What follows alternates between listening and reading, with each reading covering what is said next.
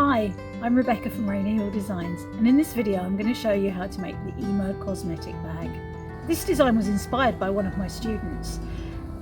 Just a quick note before we get started. This video was filmed over about 4 months, and you'll notice a few little changes as it goes along, including my nail varnish colour.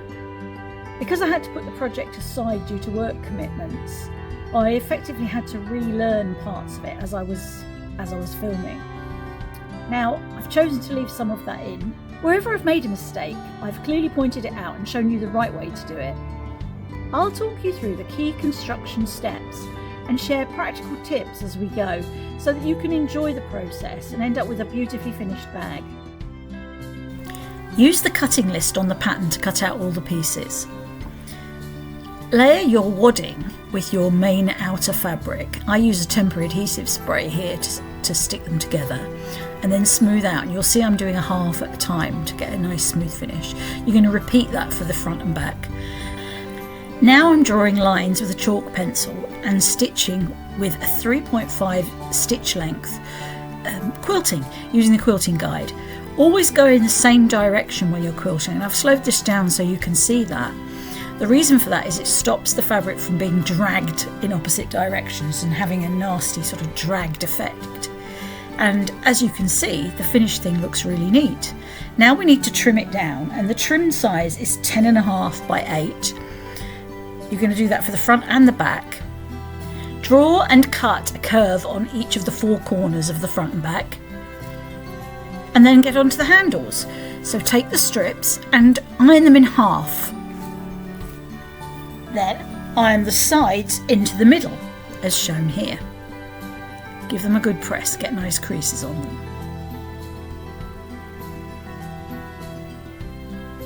I like to fold it in half and give it another press just to make sure it's nice and smooth. Then, going back to my workbench, I'm going to feed a piece of the previously cut 1 inch wide wadding in, as you can see here, into the handle, and fold it all. Now you could clip and pin, I don't tend to. And again, using a large stitch, I'm going to stitch all the way down the sides of both sides of the handles to give a nice clean finish. I always think if you do both sides, it looks much neater than just the one side. And here you can see how neat they look. Now we want to attach those handles, so we're measuring 2.5 inches up from the bottom curved edge of one of our sides. Don't forget we're putting the handles on the long side, and I'm going to mark and position that first handle and pin it in place. You can clip if that's more your speed. Then I fold the bag in half and flicking the handle round to the other side, making sure it isn't twisted. I'm going to pin it on the second half of the handle in position. Now take your time with this and make sure you get these accurate. Now I'm going to lay that piece right next to its twin, i.e. if that's the front, lay it to the back, and align the handles using the original handle, the first handle, to mark the position. I find this a really good way of making sure that your handles front and back line up. Do take care to make sure there isn't a twist in the handle. Keep it nice and straight. Line everything up and pin in position.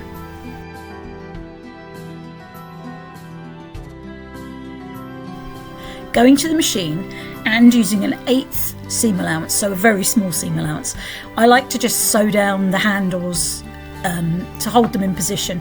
I do this because I find extra pins can be problematic later, whereas if you stitch it down, you're then able to basically forget about it. They're going to stay in position now because you've sewn them there. Helps to stop with them twisting. Now I've taken the long strips, they're 34-inch long strips from the pattern, and I've laid wadding on them, and I'm joining them up, sewing the 2 ends together, as you can see here. And you can feed these through, because you can do all 4 of these strips, the 2 outer and the 2 lining ones, at the same time.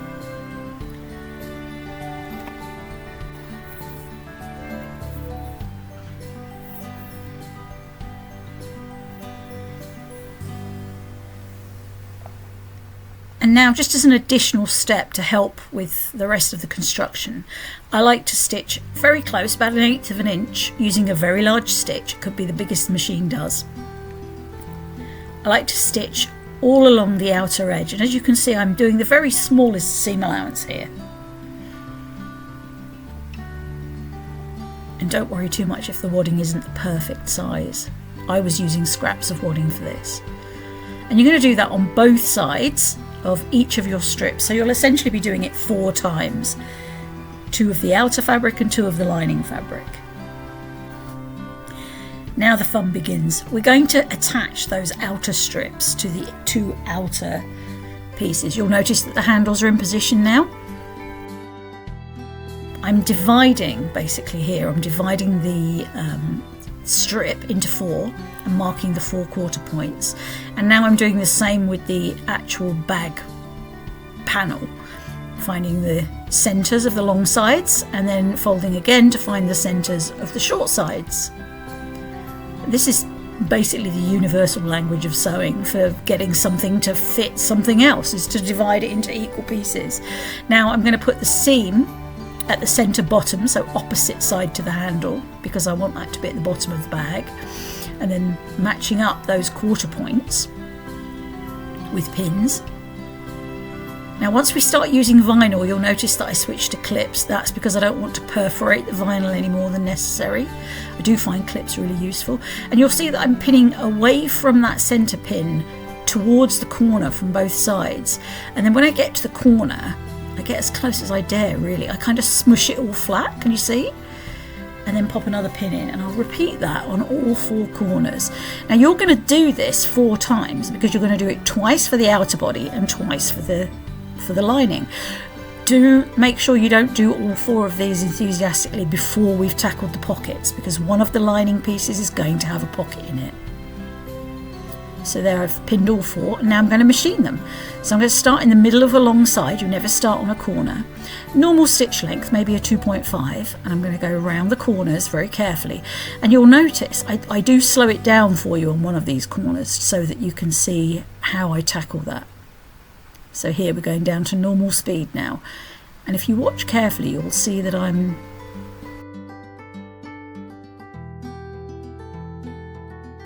lifting the foot, whoops, knocking the machine, lifting the foot so that I can straighten out the creases in the corner, and then sewing a little more and then lifting the foot again so that I can continue straightening. Don't be afraid to stop and do this slowly. You'll get a more accurate finish rather than trying to go flying around the corner all in one go. Now I've speeded back up again now so that we can get this done. So there you have it. And there, now you have what's starting to look like a bag. Now here's the hinge. Hinges were one of the things that I made a lot of mistakes on, but the outer hinge is pretty straightforward. You fold a 1/2 inch on either end of it, and you lay it, you find the middle by folding it in half, again, universal law. Stick a pin in there, and you've already got the centre back marked because you know that that's where the seam is. So you can pin there, and then again you can stitch this if you want to make sure it doesn't go anywhere. Plenty of pins to hold it in place.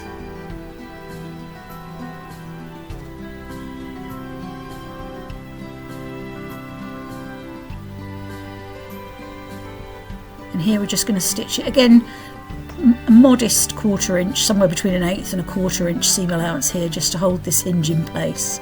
There's going to be a lot more stitching holding that hinge in place by the time we're finished. And of course, once you've got the one on, you can add the second one too, so that now you're actually going to have, when you've done this, you're actually going to have essentially the bag, the 2 handles in the bag.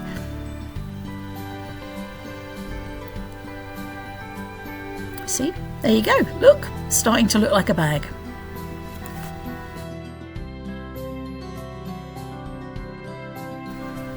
Right, we're starting with the vinyl now and the binding. You'll see the fold there in the binding strip about 1/4 inch. That's where we're stitching big stitches, 3.5 stitches into that groove. And then once you've stitched that, you can flip the whole binding up and over And as you can see, I'm just tucking in that second folded edge and making sure that the folding over of the binding covers all of the stitching from the first row. This is quite intuitive. You'll be able to see this when you start doing it. Now you're going to put a piece of binding on one long edge of all of the pieces of vinyl that you've cut. Again, large stitches, you don't want to perforate your vinyl. I like to use a matching thread for this. I think it gives a nicer finish. And this line that you're stitching now is going to be the outward facing front face, as you will, of the vinyl. So take your time to make this line as nice and neat and straight as you can. My filming here was a bit off. I am actually sewing on the zip. There is a zipper foot up the top of the screen there. And as you can see, I'm butting up the red vinyl that's edged with the red binding to the zipper teeth. Do use your zipper foot for this, and I'm sewing that red close to the teeth, but not insanely, like not on top of the teeth. And you can see better now that it's nice and neat up against the edge of the zip. And I'm just showing you that the zip still works. See, there you go. And you're going to sew for the long piece that's the pocket. You're not going to sew a zip, obviously. But the two that are the actual sort of closing areas with a zip, you're going to put the smaller zip into, like I'm doing here. So stitch either side. Now if your zipper tape is very wide, you might want to move these down a little so that you can't see the zipper tape. Here's the big one that I was talking about. This one doesn't get a zip, but I'm finding the centre of it. There's quite a lot of shenanigans that go on with this, folding it and refolding it to get it to look how you want. You don't have to do 3, you could do 4, you could do 2, it's up to you. I wanted 3 pockets, so I kept sort of manhandling it until I had it folded how I wanted it. You'll see that I've actually got the folds sort of facing out, but I'm rejigging them here to turn them so they're facing in. Here we go, you can see that now. What's the most important thing here is that when you do fold, you are able to get in between and machine. Now do go forwards and back at the top where the binding is, but don't go forwards and back at the bottom because you'll just perforate unnecessarily. Once I've established my pockets correctly, I then sew all the way around the outside edge just to hold that vinyl in place. And again, the large stitch, just don't forget large stitches with vinyl. And I can trim off the little corner pieces there that are just sticking out square. And now I'm dividing the lining side panels into 4 again, repeating what I just did for the main outer panels. You'll see that I've curved the corners of these with the can of spray as well.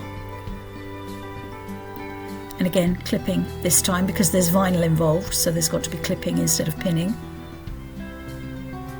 I could have pinned the top instead, but then I'm going to machine around 1/4 inch seam. And again, I'm going to tuck and manipulate those corners. Things are starting to look exciting now. There's your lining panel with the pockets in there. And you pop that inside your outer bag. Make sure you get your vinyl pocket the way you want it. I'll be honest, I put this in upside down. I should have put the pocket end near the hinge side, which I didn't. Now you'll see that what I'm doing here is pinning the edges of those main panels, the lining and the outer, together so that the sort of 2 large rectangles are sort of butt to butt touching each other, and I'm clipping all the way around to make sure they hold together, and they're the same size, so they should match exactly. And I'm going to zigzag, a small zigzag, quite an open zigzag, not too tight. I'm going to zigzag around all the way around that big rectangle. Now, do take care when you're doing this to make sure that zigzagging is only through the seam allowance. It's not going into the main body of these panels or the side pieces. It's literally just holding together the seam allowances, and that will help the lining to sort of become integrated into your bag and not have it kind of flopping around inside. You could do this by hand. If you feel more comfortable, you could actually just sit down and just whip stitch, just sew over and over with a thread and just hold those together very, loosely. They don't have to be, it's not a very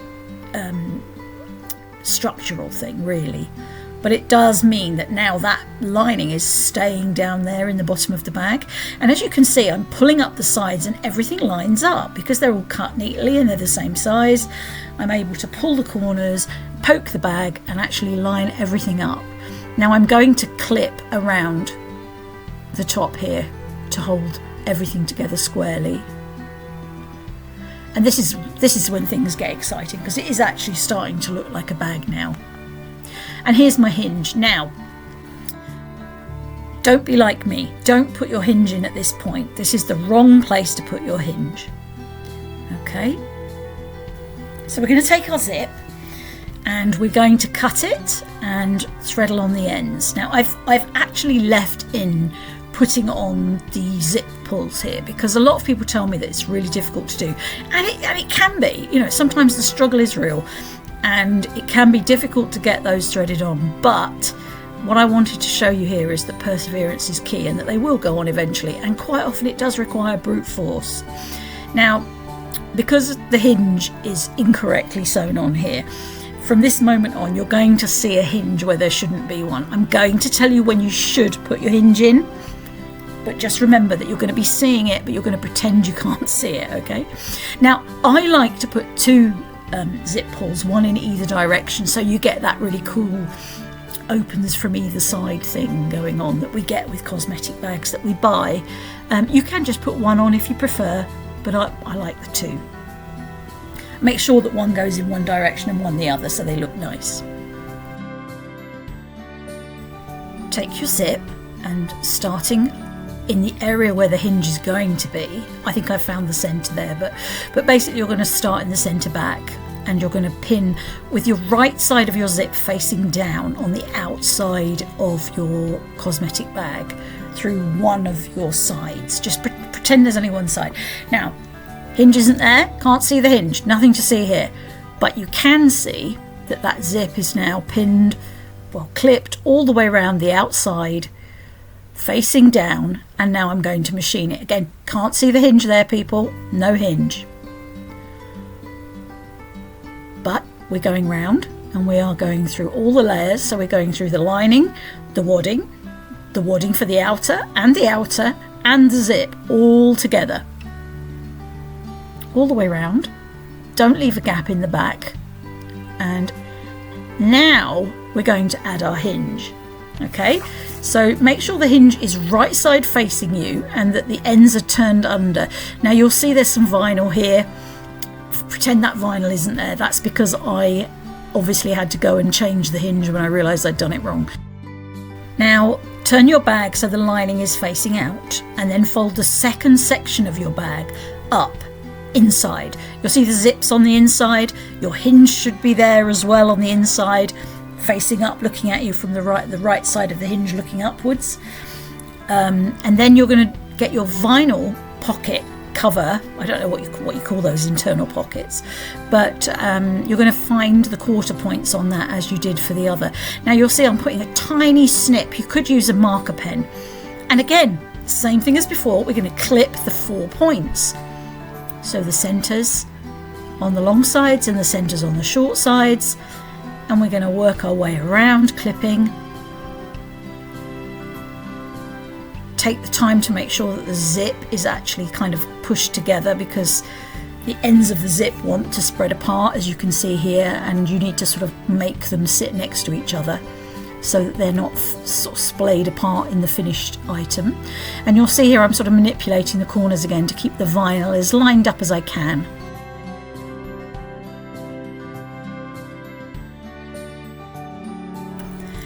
Clipping the vinyl in place is quite it's fiddly. You've got to make sure you put plenty of clips, make sure you get all of the different pieces all lined up.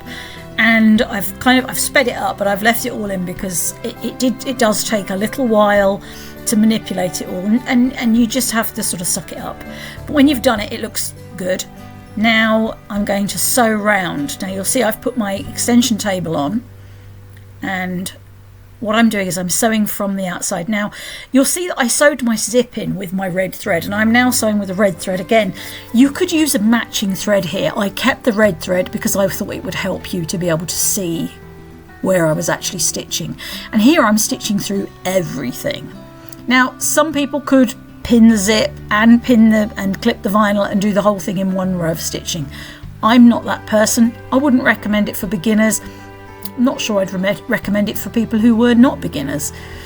And you'll see here that I'm just showing you how I go slowly around the corner there and just push and flatten and manipulate. And it is a bit of a challenge going past the pulls, but it's not too bad. Again, we're still using that large stitch.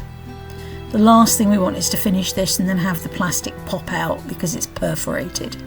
And there I was pushing the ends of the zip together, like I said, all the way around and back to the beginning. And you should be able to see the hinge facing up at you just there. There. Now, woo woo. And you can open it up now. And this feels really weird. You open it and you turn it the right way out, and it's, you know, basically what you've got now is half of your bag is finished. You can see that it's got a zip, it's got its pocket, it's got everything. And this is when you do the second half. Now, I've just folded that up so you can see, but what I'm now going to do is turn the top part, the piece that hasn't got the vinyl, so that it's lining side out. And then I'm going to push the one that I've just finished in. And as you can see, the zip wants to line up with the top edge of that side panel. And I'm sort of pulling it and pushing it round and lining up that zip with the top edge. And now I'm going to have to sort of go down there and sort of pull up the hinge, the outer hinge area, and make sure that basically those side strips are lined up there along the back. And again with the clipping. And here we are, clipped all the way around. You can see that it looks lovely and neat, lining on the outside. And we're going to put our second vinyl panel in. Again, little snips to mark the quarter points. Then line up the quarter points with the clips. And clippity clip clip again. Exactly the same as last time.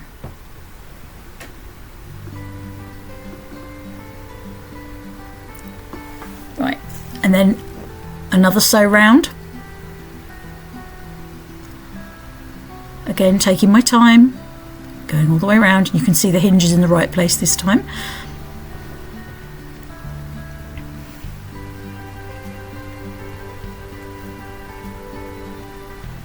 Just pushing the zip pull out of the way there and making sure those two zip ends are together. Now it's time for the binding. So you will see that I'm opening out the binding again. I folded the end so that there'll be a nice neat end to start. And I'm opening out the fold and stitching in that crease as we did with the vinyl, and carefully manipulating it around the corners.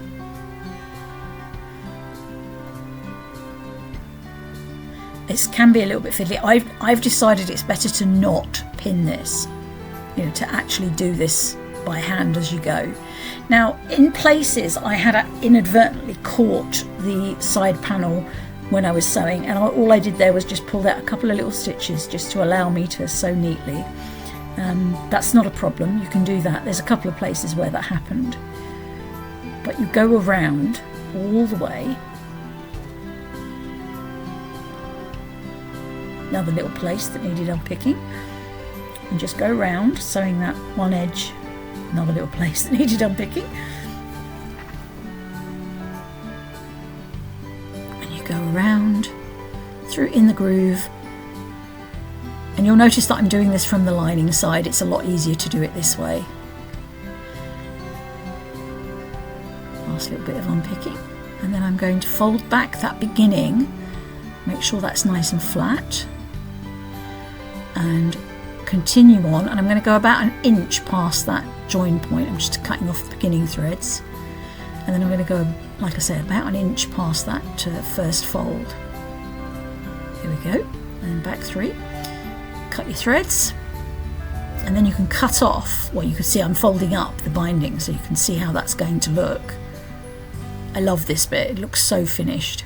I'm going to cut off the extra binding, and then I'm going to clippity clip. So what you're doing is you're pulling up that second folded edge and folding it over. And again, if you'd used a matching thread instead of contrast, you would probably be able to cover a lot of the stitching. Now I had to pull to make sure I covered the red stitching. If you were using a matching thread, you might not have as much of a challenge. So as I fold, I kind of pull, and sometimes there was a little bit extra vinyl on a corner like there. I just went in with my paper scissors and just cut that off. And then pulled the binding up over the edge to look nice and neat. Now I somehow managed to film this clipping in extreme detail, but not actually film the machining it down. Basically what I did was, using a zipper foot, I got in as close as I could to that edge and machined around. And I did that for every edge that was still unbound. So basically the two edges that I've just shown you. And here I am turning it all the right way out and pushing out the corners. And then there you have it.